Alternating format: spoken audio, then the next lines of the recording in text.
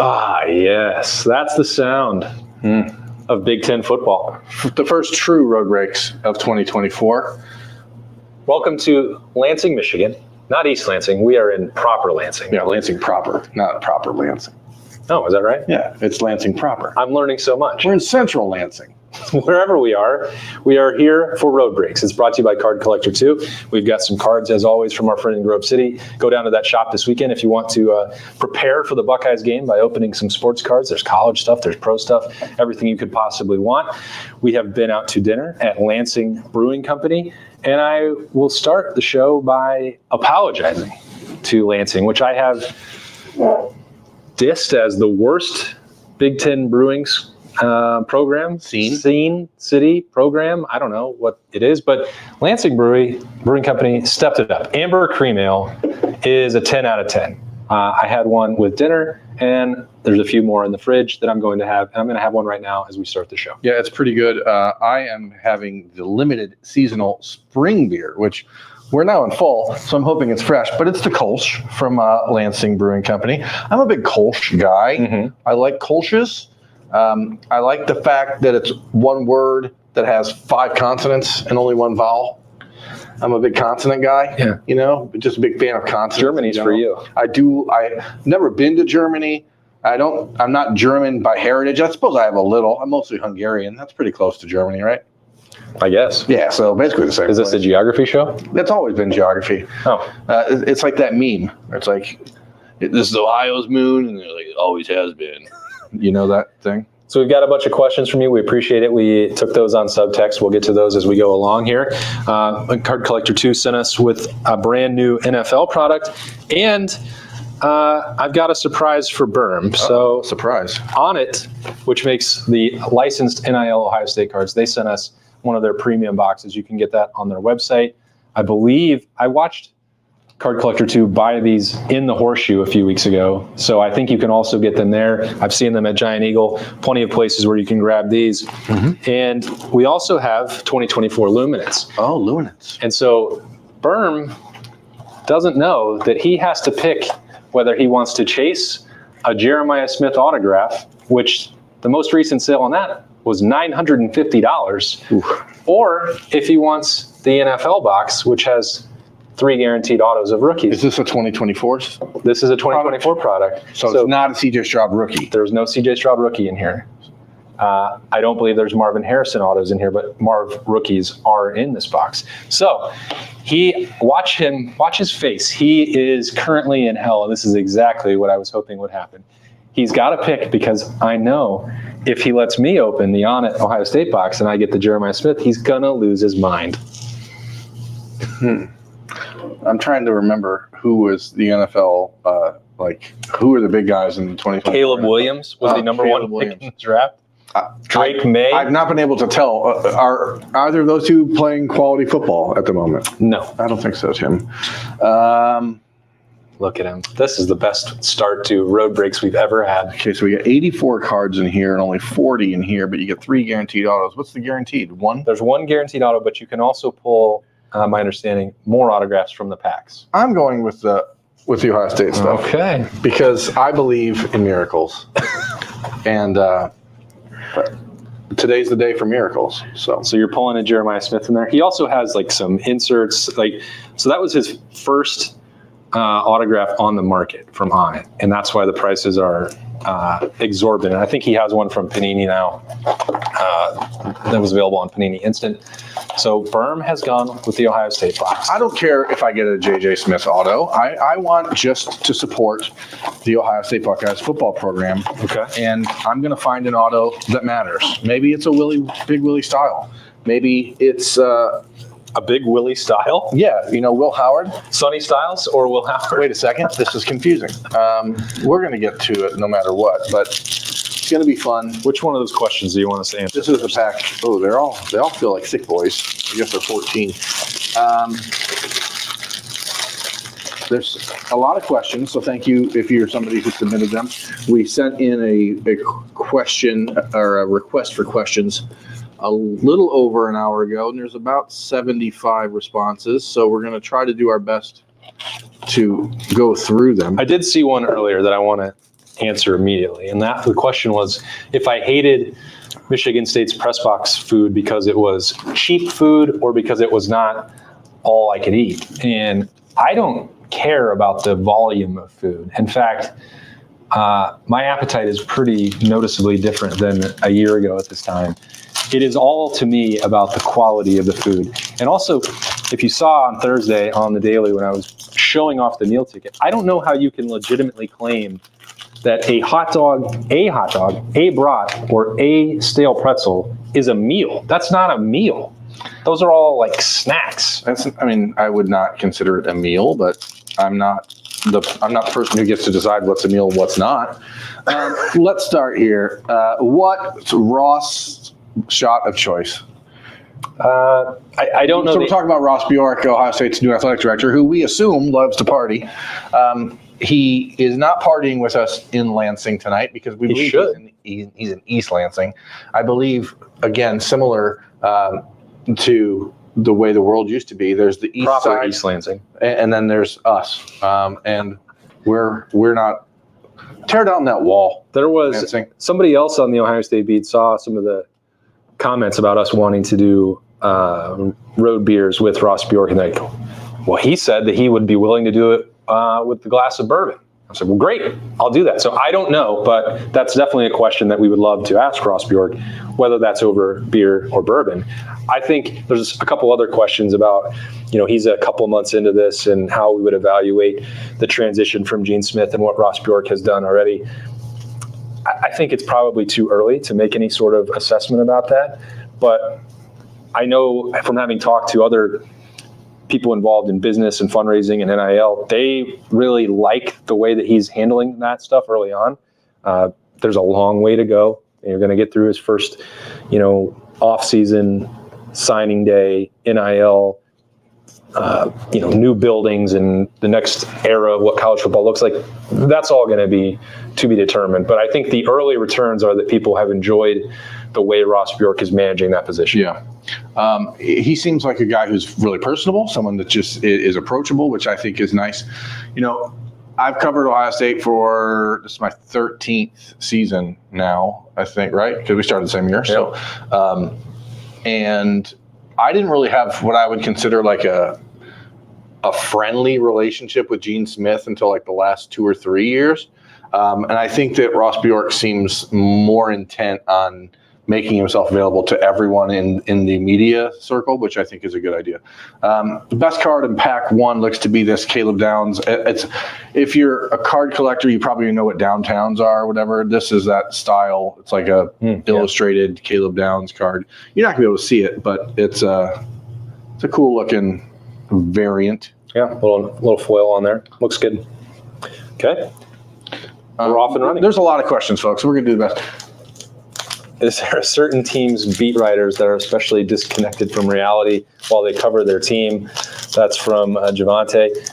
I think it's quite clearly Michigan's beat contingent, which seems to really still be in a blender from Connor Stallions and Jim Harbaugh and trying to justify and rationalize the decisions that were made.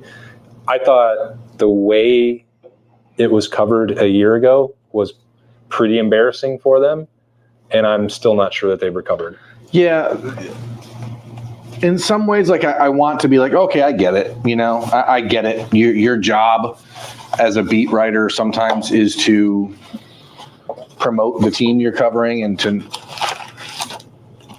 It's actually funny that this question gets brought up now because we've been going a little bit back and forth with some folks on the Rivals message board about whether or not we're too negative covering the team. And I don't think we're negative at all, like in the big picture. I think I will admit that in the last couple of years, I feel like it's been we've been more critical of Ohio State in the last few years than maybe I would have been 5-6 years ago.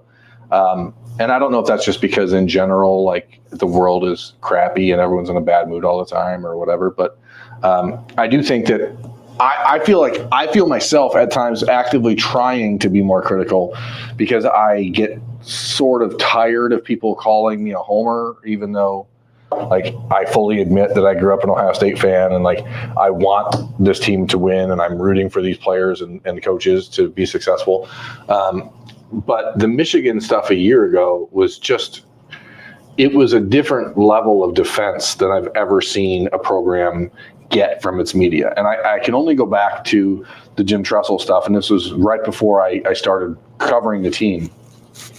But I remember so vividly how many people in like the Columbus Dispatch and other local outlets were actively like researching and investigating the story to try and break their own side of it. And nobody in Ann Arbor tried to do anything other than just blow smoke up the butts of their readers and their subscribers. And none of the people in the Michigan media actually tried to find out what was actually going on. And I thought that was just grotesque. I thought it was pretty wild throughout that saga that there was more information available about what was happening at Michigan outside of Ann Arbor than there was seemingly inside it.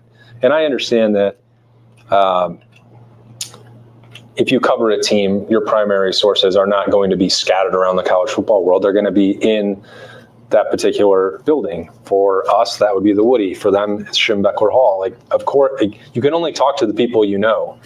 But if you take that as the pure gospel, and that's like, everyone else seemed to be much more aware of the implications and the impact of what was going on with that investigation than the people in Michigan, outside of Angelique, who I think is one of the absolute best in all of sports journalism. So I thought that she did a great job of that. I don't, again, you shouldn't make blanket assessments, but I'd say collectively that beat, even if there were one or two people that did a good job, really struggled and is continuing to.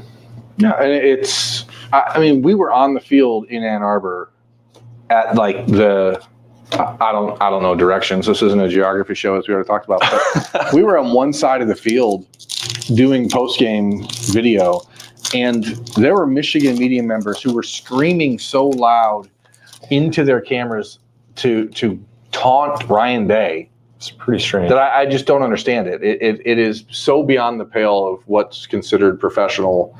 And I say that as someone who does not at any time like try to be considered a professional when it comes to team coverage. Like, obviously on the recruiting side of things, I think there's a clear-cut way that you're supposed to handle things, and I do my best to make sure that that's always the case. But when it comes to covering the team on a day-to-day micro basis, like I get who I am, and I don't deny that I'm an Ohio State fan, but like that stuff's just over the top, man.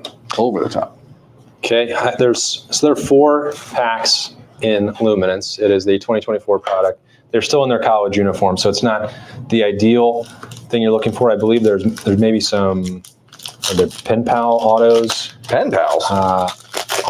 Year 1 on-card autographs. I think those are in their pro uniforms. But so what we have here for me, a Brock Bowers number to 299, and the first autograph is Darius Robinson, who went to the Cardinals and played in the Cotton Bowl against Ohio State. I think this photo is actually from the Cotton Bowl, so I'm sure that Ohio State fans will love it. Hambone. Christopher King has asked this a number of times. He's wanted your thoughts, I think. I don't really know the answer. 24/7, not 247. Agree or disagree? I call it 247. I've known people. I know that their company. name is 24/7 Sports, but I call it 247, and I know a ton of people who work there that call it 247. Yeah, that's the thing. I've known people who've worked there going back, 15 years who call it 247. So I don't have a preference. I don't know that I agree or disagree, and I don't know who's calling that shot for them, who their current ownership their group is. So I don't know what they call it. I don't know, but I've always called it 247, and I don't know why. Yeah, because like if I go to 7-Eleven, I don't say 711, But it's 11 spelled out on the sign, isn't it? Yeah, but not on the shortened logo where it's just like the numbers. I don't know. If they want to tell us what they want it to be called, then they can tell us. Look at this. I wish I could show the picture from Rich. He said, Jordan Hancock auto. hey guys, not a question. Love the show. Avid listener and texter since the beginning. Thank you, Rich. We really appreciate that. Love the road breaks too. It's got me back into the collecting game. He bought an On It OSU box and pulled a Jordan Hancock auto, which looks like it's numbered to 330 or so. It's red. It's very cool. It's the Playmaker. Looks like that's an on-card Jordan Hancock auto. Congrats to Rich on that. Jordan Hancock, absolutely one of my favorite players and favorite people to talk about on this team. So kudos to them. I like the On It product. Berm's opening that right now. It's the first time that I've seen the full box. But here's the first Jeremiah base card I've pulled. The photo is not great. I'm not sure whose they used, but if they wanted one, they could have asked for a better picture, and I could have given it to them.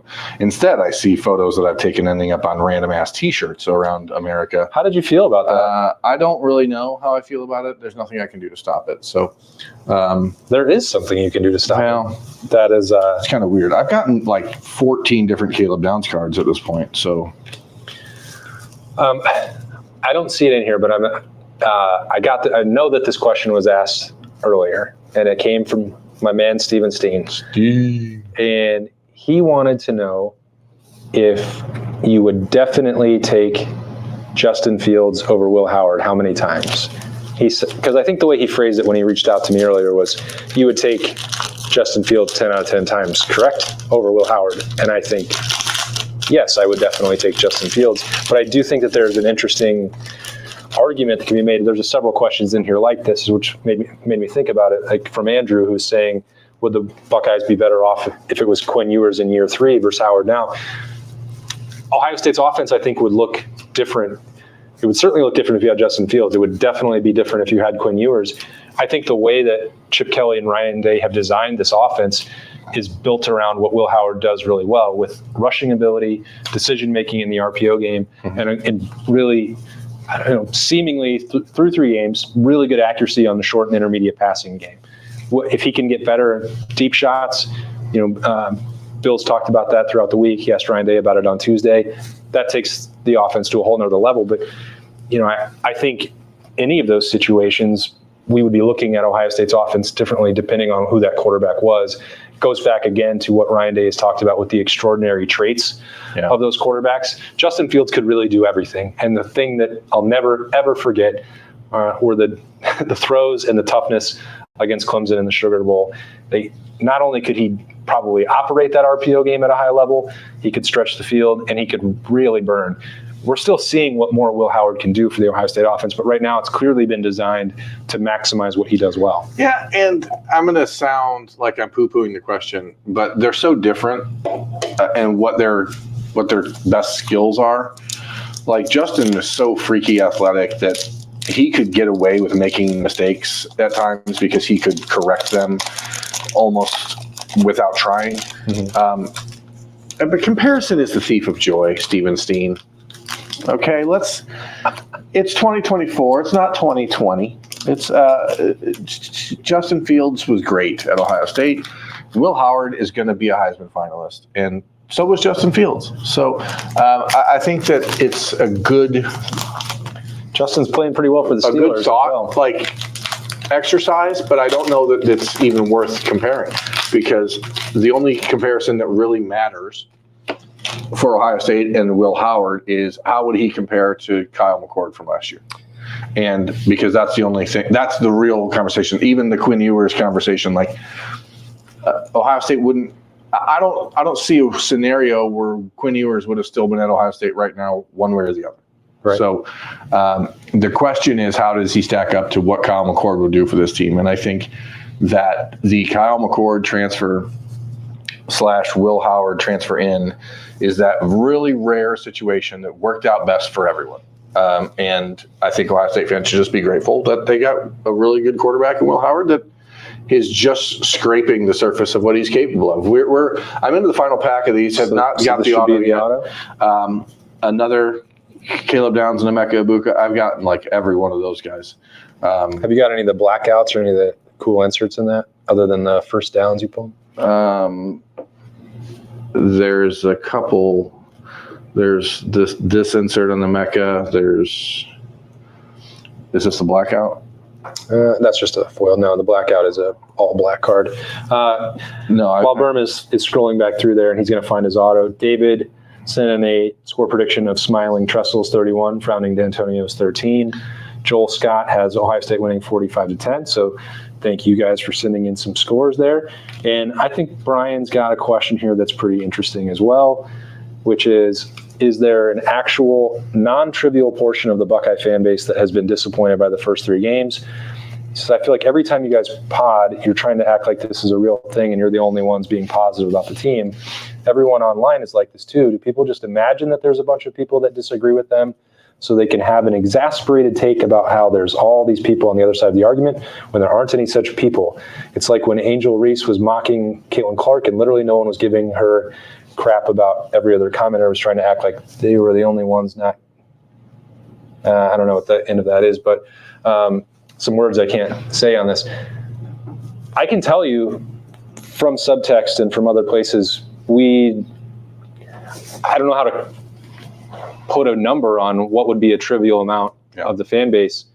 If you read any of the comments on YouTube or social media, any social media, again, the vocal minority is called that. Like, how are we going to determine what is a trivial amount? I'm not diminishing the question. I think it's a fair question. I think it's a conversation that is worth having.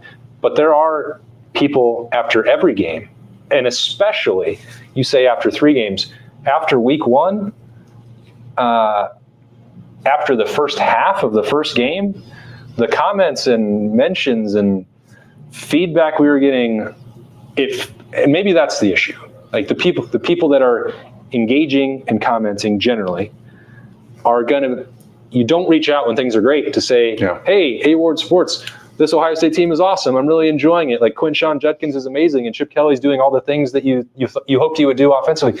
So the vocal minority does wind up representing an outsized influence over the way that we and I've tried not to let it impact the way that I cover the team, because 2 years ago, I've admitted and have talked about this, if you've been a long-time listener of what we've been doing, like I didn't want to ever cover a game and talk about an outing the way I did after Penn State 2 years ago. Not appreciating the comeback, not talking enough about JT Tuimoloau's performance right away.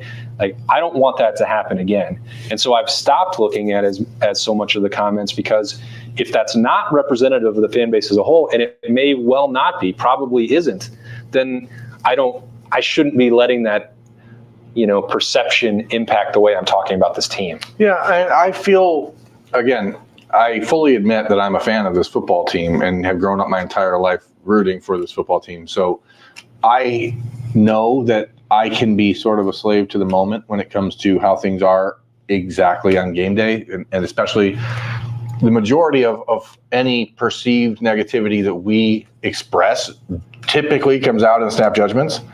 And then if you watch through the week, you'll see that like the negative vibe goes away. And by Friday, when we're doing bold predictions, we're like 77-0 Bucks, because you start to realize, hey, all these things that we're trying to contextualize and nitpick on during the week aren't that big of a deal.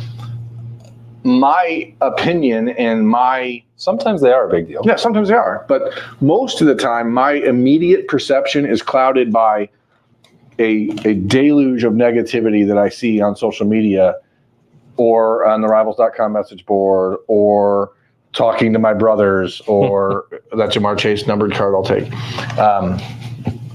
So that's where, there is a non-trivial portion of the Ohio State fan base that is unhappy all the time.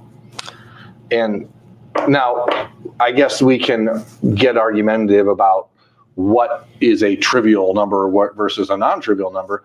But if there's 10% of the fan base that is constantly bemoaning the outcome of the game, even when the Buckeyes win 49-14, is that non-trivial? Like if 1 out of 10 people are that way, I think it can be broken down into this way, Brian, and thank you for the question. I think there's the online fan and then there's the offline fan. And if you are someone who watches Ohio State in a tight group, and there's a significant portion of those people that you watch games with that are not the online fan, the constant, omniscient, omnipresent Buckeye fan 24 hours a day, that is a totally different world than the people who live online, and which is what we're forced to do because of this job. It is hard to avoid the negativity at times. That's all I'm going to say. Yeah. It's hard to put it, to quantify that. And probably would be hard to quantify what a Javon Baker rookie auto numbered to 700 would be worth. That seems like a lot. Evan from Columbus wants to know if Ohio State should deploy a linebacker rushman package. Ideally, the front four get pressure on 3rd and long. Can't help but thinking of putting our best athletes on the field at once. Sonny and CJ Hicks. Sonny more for coverage. CJ Hicks for QB spy or blitzing. Shorter 3rd downs. Reese, Sonny for sure tacklers who cover in space. Read through plays. I think what holds CJ back in play is indecision. I think that's what they're trying to get over with him and an understanding of the game. Sorry. But if he can just focus on one role, blitz, quarterback spy, then maybe it'll get his confidence up in play. Secondary question, do you think the podcast would ever host a golf outing? I sure hope so. I would love nothing more than for us to do that. Yeah, and I've talked for months now about how I want to see Sonny and Arvell and CJ on the field at the same time. But that does such a disservice to not include Cody Simon, who is still the best linebacker on this team.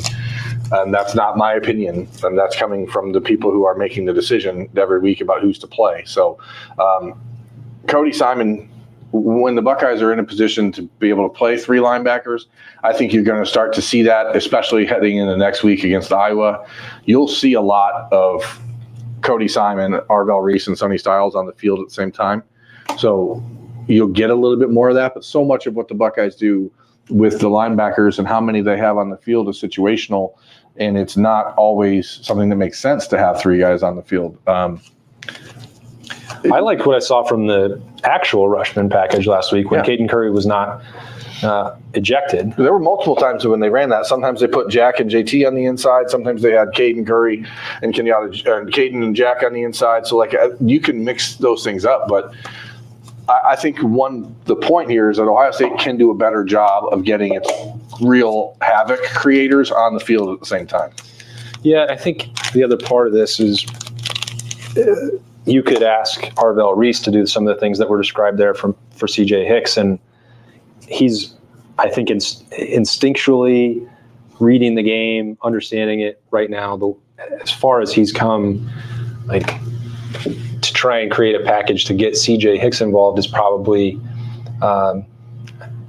would be way too strong a word to say a waste of time. But Arvell Reese can already do those things and is much closer to being that full-time linebacker for Ohio State. So it may not be to that extent, but I think we may be living in a world where in August we had conversations and I was like, you know what? It seems like madness to go to 3 linebacker personnel packages and subgroups, because then you have to take Jordan Hancock off the field. And Jordan Hancock is playing at a high level, but Arvell Reese is too, and Sonny Styles can slide and do multiple things and play at nickel, play at safety. So I think that's probably what we may see more of, and probably highly likely we see a lot of it against Iowa next week, but that's probably something that's closer to happening than designing a role for CJ Hicks. But maybe the light will come on at some point and there'll be a 4th option. Yeah.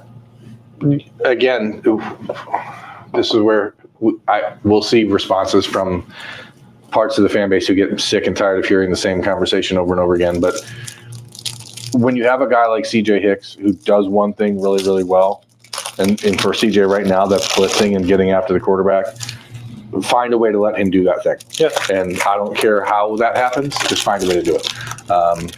So Angie Harris, we're in Boone, North Carolina. Hopefully you're safe down there.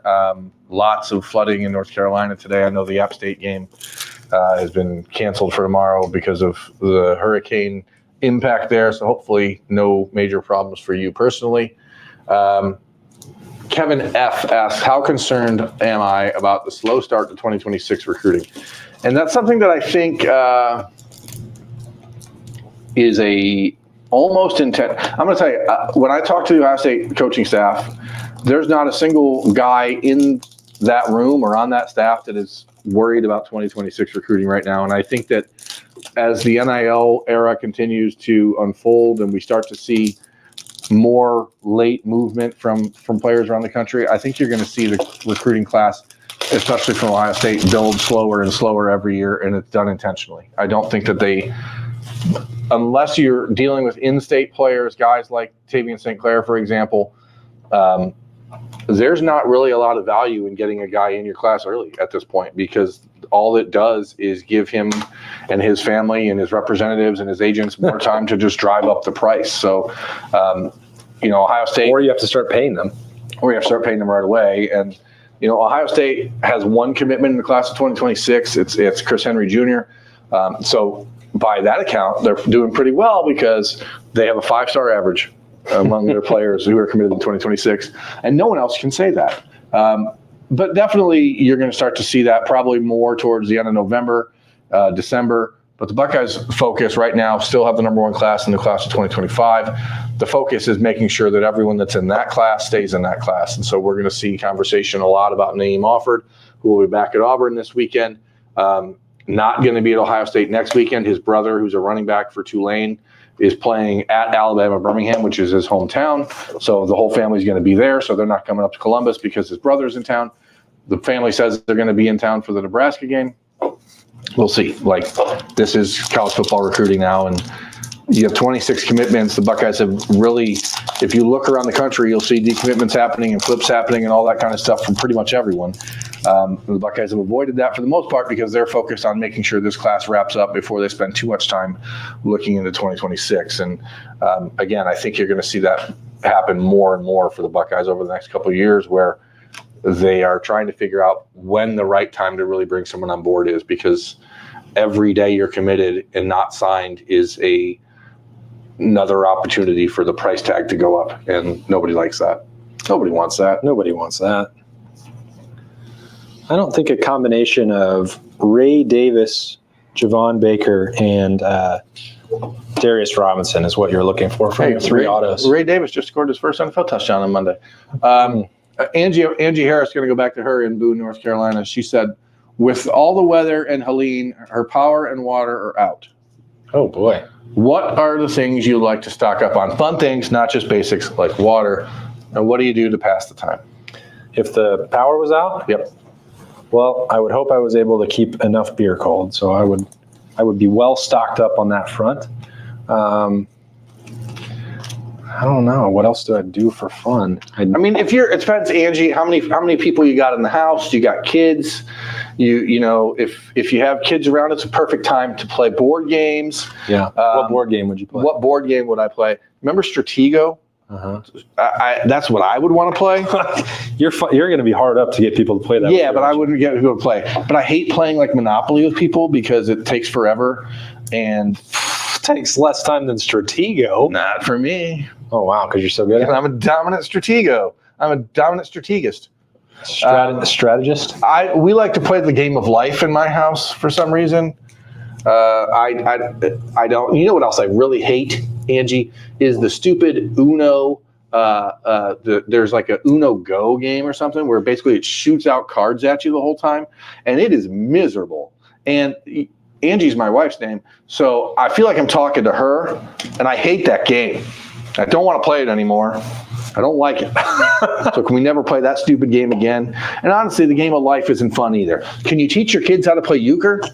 Because that's what you should be doing. Yeah, we definitely, in the Ward house, we would have a deck of cards for euchre, and Allie and I like to play dominoes a lot. So those are the 2 main games that we would need to get through, as long as we had candles to keep it properly lit.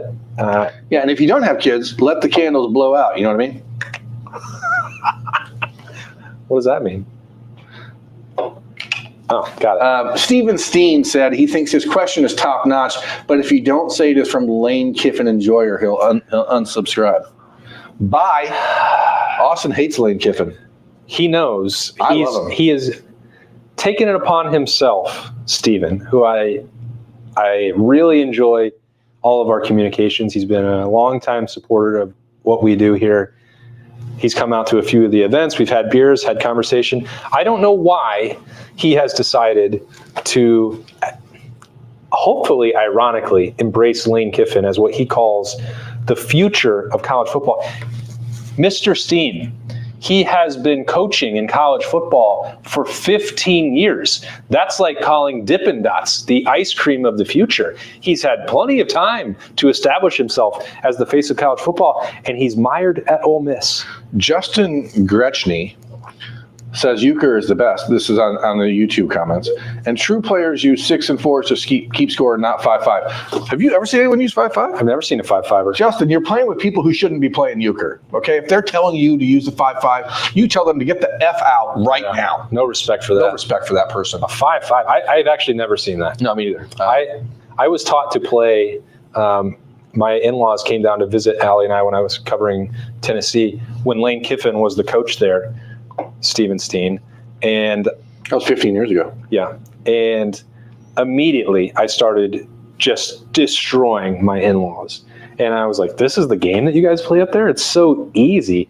And my mother-in-law, I think to this day, she can't fully embrace me as part of the family because I just was like talking so much trash about how good I was at euchre right away, and she's never beaten me to this day, and I will never let that happen. Well, I don't know, Justin. Again, I growing up in Toledo. Like, euchre is obviously the card game of the Midwest, and if you're playing with people who are using double fives to keep score, you're playing with the wrong type of people. Max wants to know what's your go-to beer, and what is your I'm gonna treat myself beer. I don't really have a treat myself beer because all beer to me is like a treat. You know, that's not true. I mean, I can't say there's one beer I'm like, oh, that's the one I want when I'm having I've never been like super horned up for one particular beer. You know what I mean? So like, it's not who I like. If you find one that does that to you, you should definitely. So right now, and Austin will scoff at this, but America, listen, because it's not like a true craft beer. But this is the time of year when you can get Twisted Pretzel beer from Shock Top, and it is good, and you should get it. Oh my God. Have you had it? Yes. It's good. It tastes horrible. You don't know what you're talking about. My go-to. Austin's into Mexican lagers right now. I'm really big into Mexican lagers right now. So I don't have one beer that I would buy. I don't stock one label. I like to go to Kenny Road Market. Shout out to the best beer store in Columbus. And I like to shop and I like to mix it up. And every time I go in, I want to make sure that I get at least one Ohio beer. I got to support and drink local. But the second part of that is I might shop around and get a, 4-pack, $20-ish from somewhere else. I found that like Street Side has some, I've cut down on the amount of IPAs I'm drinking, but Street Side had some milkshake IPAs that every time those came out, I had to have those. There's a brewery that's in Jackson, Wyoming that Melvin that is occasionally stocked at Kenny Road Market. I would always want to pick that up so I could also, even if they're not local, used to be local for me. So I like those brands if I'm going to branch out a little. But I guess the go-to beer for me would be walking down the street to sip and then drinking literally every beer that's on tap. Yeah, you have a nice brewery within walking distance. Shout out to Sip. Scott Varner on YouTube asked if we've heard of the card game called Screw Your Neighbor. My family call it Oh Hell, but I'm pretty sure it's the same thing. It's kind of like Hearts, but yes, it's a great game. I don't know that one. You have to learn. It's fun. Thomas asks, there was a ton of talk or references to OSU's NIL commitment. I have not heard any other school mention their commitment. What was Ohio State's rationale for releasing it? Is it really that far from other major programs? Ohio State's not the one who released it. The Buckeyes. And we're getting asked about it repeatedly. Yeah, the reality is no one knows if that number's even accurate, the fabled $20 million commitment or whatever. I think we can assume it's somewhat close to that, just knowing what we know, and you're dealing with 85 scholarship players and certainly a large group of guys returning. Is it that far off from other top programs? Absolutely not. But when it comes to Ohio State, if you talk about Ohio State, the Ohio State fan base is so rabid and so ravenous that it's going to rise up and chirp back. So it's a perfect clickbait storm. Just like if you're talking about any national media outlet, I'm talking about some sort of general ongoing college football, I challenge you, and pay attention to this. Yeah, I know. Whether they're talking about Ohio State in it or not, whether there are people from the Buckeyes program quoted in the story or not, 9 times out of 10, you will see an Ohio State picture as the main image for that story, no matter what it's in reference to. Pay attention to it. It is remarkable to watch that. And it's just a dial mover. Ohio State is always a dial mover. And so people, and also this will be maybe a little tinfoil hattish of me, but if Ohio State wins the national championship, the national media, ESPN, their partners in the SEC, et cetera, are just trying to plant the seed now to discredit it in some way, or to suggest that it was a fluke, or that it wasn't as meaningful as Georgia's or whatever. So they bought this roster and they still couldn't win. It's like they can win both ways with that narrative. It's so infuriating to me. It's disingenuous. Like Georgia's, they're all there. Everyone is like going to Harvard. Yeah. You know, they're all there. They don't even want scholarships. Yeah. They just want to be there. They just want no speed limit and to play football for Kirby Smart. Go Dogs. I can't believe Athens hasn't pulled down all the speed limit signs. How do you know they haven't? Because they're still ticketing them. Huh. Great point. Maybe they're not doing it in the Athens city limits. Athens proper. Proper Athens. Proper Athens. Tyler Boyd, congratulations. The Tyler Boyd? Congratulations on your NFL career. We miss you in Cincinnati. Which is higher for tomorrow? Turnovers Ohio State forces or Will Howard passing touchdowns? I think this will be a heavy takeaway game for Ohio State. Aiden Childs can be a little bit careless with the football. I want to put quotes around this, quote unquote, bounce back game for the Ohio State defense. And I've talked throughout the week, they can play better, but it's not bad, okay? When we say we've been overly negative, or people that think that, by Ohio State's own standards, they didn't play up to the level they wanted. They didn't have a silver bullet of the game. I think that tells you how they feel about it inside the Woody. But I think everything lines up for them to have a really good game. And if the weather does get wet and wonky, that's going to favor the Silver Bullets, who I think are incredibly motivated for this game. And I think Ohio State is primarily going to be finishing off drives on the ground. I think Will Howard is probably going to score on the ground himself. Quinshawn, Travion are going to be featured heavily. Even Emeka, I think, with some of the different looks we've seen. So I think Ohio State's going to force 3 turnovers, and I don't think Will Howard is going to be able to match that, even if he accounts for 1 or 2 on the ground. Yeah, my answer is that it's going to be the same amount, 2. You cheater. 2 turnovers, 2 touchdown passes by Will Howard. That's what's going to happen. Let's see. Lloyd. Oh, lots of. It's down there at the bottom. Lots of text, Lloyd. I love this one. Okay. Cool. We like to make a meal that has a flavor of the road team each week. Think Nebraska, homemade runza, Maryland, crab cakes, Northwestern, Chicago beef. Shout out to the Bear. One of the best shows of all time. Although season 3 was kind of weird. UGA, Coca-Cola wings and grilled peach and vanilla ice cream. Now that's whoa, buddy. That sounds amazing. Can we play Georgia on the road all the time? Can Lloyd come serve food in the press box? We've always struggled with Michigan and MSU. Michigan as a state doesn't have a state fruit, vegetable dish, or meal. Anything you guys can think of? You could do like Detroit-style pizza. Yes, always good. Or you just order Jets or Cottage Inn. A lot of places around the state of Michigan lean heavily into the cherries, right? Traverse City, big. Cherries are, huge in Michigan. It's the cherry capital of the world, essentially. So probably that way, or roadkill. As someone who lives in this godforsaken state, I can tell you that there's always a lot of roadkill. So you could come up with some creative, sort of meat product that looks like it's been run over by a car. Remember those old Roadkill Cafe T-shirts? Yeah, that used to something be? like that. Or like scan the menu for that. Yeah, abandoned cars on the side of the road. You can just make an uni pizza in an abandoned car on the road. Also, weed. Lots of weed. Yeah, they love marijuana stores in Michigan, if you weren't aware. But I would say the food that comes to mind, Detroit-style pizza, and cherries. I had a good burger at Lansing Brewing, though. Shout out to them. Sullivan asks, I know you are all professional and say you don't consider yourselves fans, but you guys are pretty upset when Ohio State loses. How much is covering a successful program? Let's say important. How important is covering a successful program to you guys? Again, I do consider myself an Ohio State fan, so I'm not going to answer this from that perspective.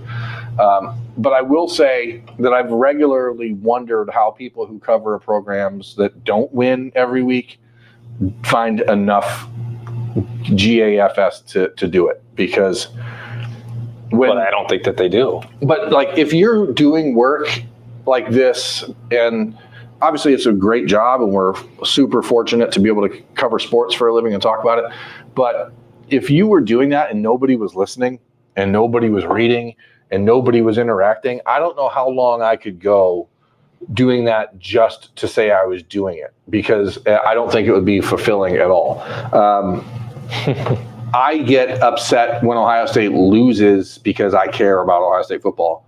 I also get upset sometimes when I know that the response to the loss from the outside coming in is going to be particularly vexing and or irritating to have to try and salve over, so a lot of times I feel like the media's job, this goes back to the Michigan comment earlier in the show about how their media handled the situation that they've had in the last year. Sometimes it's like the job is to brush people's hair and tell them everything is going to be okay. And when it's not going to be okay, that's a hard job, because like we are a team, we are a fan site. We are covering the team for the fans, not for the team. So the obligation is to try and keep the fans informed and educated, entertained, but also from going off the deep end. And that's hard. So when they lose a game like the Missouri game, for example, when you play a game that's that bad, I don't know, that's the finality of that game too. Like, that's the end of the year. And I think the same thing of when the Fiesta Bowl was over, and I was like perplexed. And one of the first times that I spent an exorbitant amount of time talking about the officials, when normally, and I try to keep this in mind when it does come to my fandom, like for the Crew or the United States soccer team or the Blue Jackets or whatever else, it's like, well, don't blame the officials. I've covered enough games for enough programs. It's like, there's other plays in a game. You cannot blame one or two things or a call at the end of a game that went against you. Ohio State had that happen like 15 times in the Fiesta Bowl, and that was the end of the season, and a national championship got away. It's like, I wanted to jump out of the press box. Like, I can't imagine how the fans were feeling, and I do think that part was important to convey, that like I understood. And it was okay in that situation to actually blame the officials and wonder why the review was sent to Birmingham when everyone in the building, city, Alabama, proper Bama, and wonder how that could happen. Now, it's then imperative on me to get more answers to other things that could have gone a different way, or why it was sent to a review elsewhere. What Clemson's perspective was on that, and I tried, but it was like, I never want our coverage to be devoid of emotion. Yeah. We're not robots. Yeah. But is it important to cover a winner? For me, yes, because I had to cover Lane Kiffin in Tennessee. Well, that's going to tie into this other question from Garrett. What's your absolute favorite part about covering the Buckeyes? For me, it's that it always matters. Like, every game matters. Yeah. And when you are covering a team that is in not just a playoff hopeful every year or a championship hopeful every year, but a favorite, like, every single thing they do matters. So it can be frustrating when it's July 18th and something happens and it's like you're trying to be on the beach and then all of a sudden you can't be. But the reality is, and somebody in the comments brought up Nathan Baird, like, why would you go cover Purdue? Like, not everyone wants this all the time. Yeah. But I could not cover a team that wasn't fighting for something important every week. Like, it would bore me to tears. Yeah. One interesting part, because I covered some bad teams at Tennessee, Lane Kiffin went to the Chick-fil-A Bowl when it wasn't in the playoff, and then Derek Dooley was just abysmal. It is like a challenge because Tennessee's fan base cares just as much as, in the ballpark, cares as much as Ohio State fans and has high expectations, and they were not even remotely meeting it. So you still had to talk about that program 365 days a year, and it's like, well, what other ways can you do this? Yeah. Like when they were losing so frequently. Because you can't have fun with it. People would be pissed at you like, why are you not taking this seriously? Yeah, so you had to be a bit more creative with that, and I think about that, how fortunate we are that rarely happens for Ohio State. Dana has 42-14 Ohio State, I believe, and Doug, that's Terry in North Carolina. He's got 45-13. A lot of folks thinking Buckeyes in the 40s, and I'm surprised that at the amount of folks that have the Spartans in the teens, double digits there. It's just 2 field goals and a touchdown. Yeah. Jeff asked if you've seen Bad Monkey on Apple TV. It's fun. It's a Vince Vaughn series. My wife and I watch it. It's actually pretty fun. I agree. I like it quite a bit. Only 1 episode left, so if you have Apple TV, watch it on there. You can catch up. All the previous 8 episodes are all available. What's Nathan Jackson got going there? We're going to answer a couple more here. Nathan Jackson, we gotta at least get to 1 or 2 wrestling. Somebody knows how to get it in there. If you were in a tag team match with the tag team titles on the line and your opponents are Kane and The Undertaker, what current OSU player would you pick as your tag partner to give you the best shot at winning? Against the Brothers of Destruction? Holy cow. You asked JT Tuimoloau a couple weeks ago if he was interested. Yeah, he didn't seem to really be into it, though. I guess I'm going to go with Sonny Styles because, I think it's a good name for a wrestler without having to change anything. Mm-hmm. Actually, can I just pick James Laurinaitis? Like, he's going to understand the business. He's going to know how to take a bump. Yeah. We're going to be taking a lot of bumps against Kane and The Undertaker. Probably.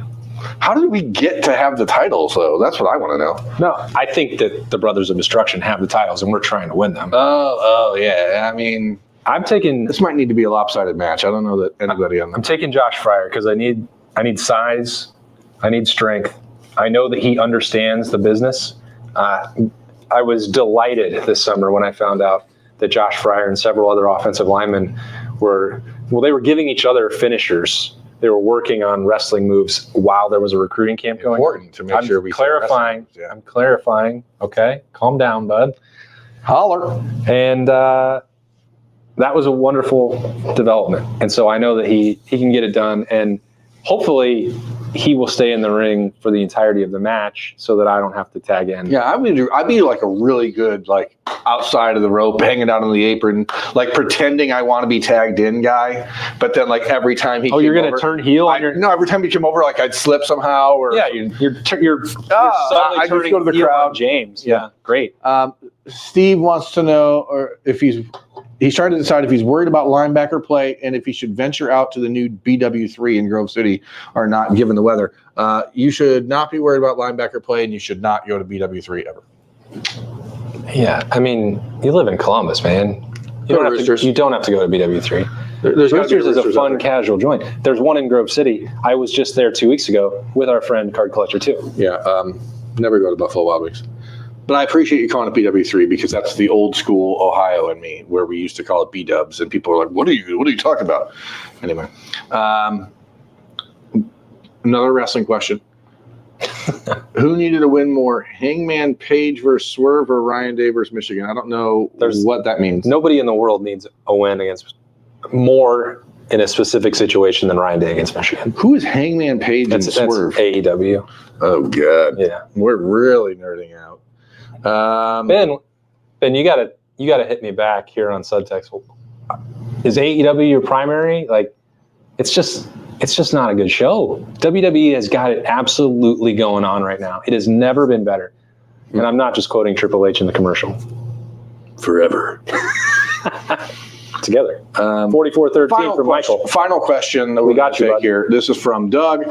Is there anything you would change about this past offseason and the 4 weeks of the season so far? Anything I would change about it? Yes. I don't. If I had the power to change anything willy-nilly, I would not have had the first off date in week 3. I didn't enjoy it, and I don't think Ohio State. I'm pretty confident that Ohio State didn't. They wanted to keep building momentum. They wanted to keep the guys engaged. That's tough to do when you play 2 games. You're feeling pretty good about what happens against Western Michigan. It's like take a break. I think that's the part that I don't like. If I could change the offseason, I thought that the narratives about this team that we've already talked about, especially nationally, and buying an all-star team and purchasing the roster, I think was just outright absurdity. And I wish it would go away. It's gone now. I would change those 2 things. The way that the games have played out, I honestly don't have a problem with it. I think when we have talked about defensive line play last week, I don't think that that's an issue that can't be corrected, perhaps as soon as tomorrow night at 7:30. In that game, it was the most glaring thing that Ohio State did, in my opinion, that wasn't up to their standard. They didn't start fast offensively in week 1. They corrected that immediately the next week.